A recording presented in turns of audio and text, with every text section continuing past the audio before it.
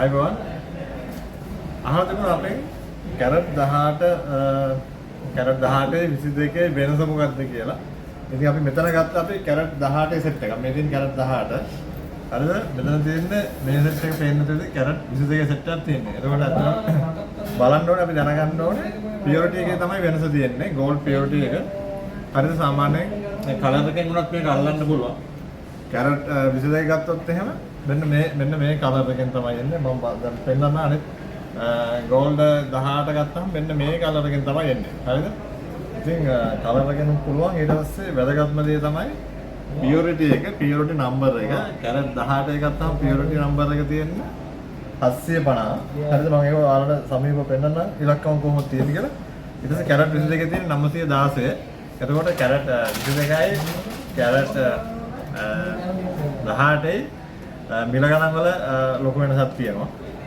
හේතුව තමයි රත්තරන් ප්‍රමාණය 91.6ක් රත්තරන් තියෙනවා කැරට් 22කේ 175යි රත්තරන් තියෙන්නේ කැරට් 18. ඕක තමයි වෙනස. ඕක තමයි නියම අපේ ඉන්ටර්නැෂනල් කෝඩ් එක 850. හරි.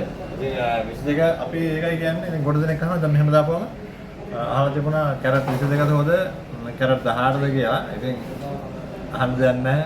කැරට් 22 තමයි හොද. හරිද? ඔයාලට බෑන්ක් කරන්න, සේල් කරන්න, යූස් කරන්න හැම දෙයකටම ඒ වගේම තමයි බ්ලඩ් එකට මේ හැම දෙයකටම කැරට් 22 හොඳයි. හරි.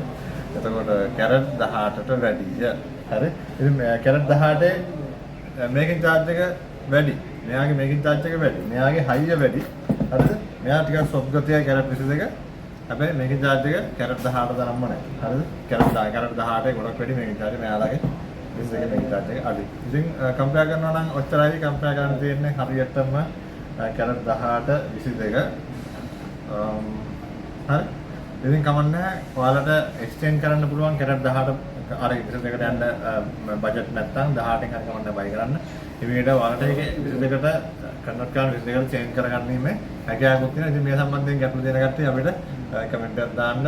ඉතින් ඕක තමයි වෙනස. පියුරිටි එක තමයි වෙනස. අඩංගු වෙන තුල අඩංගු වෙන කැරට් 24 ප්‍රමාණය රත්තරන් වල වෙනස තමයි තියෙන්නේ. හරි නේද? එහෙනම් බොහොම ස්තුතියි.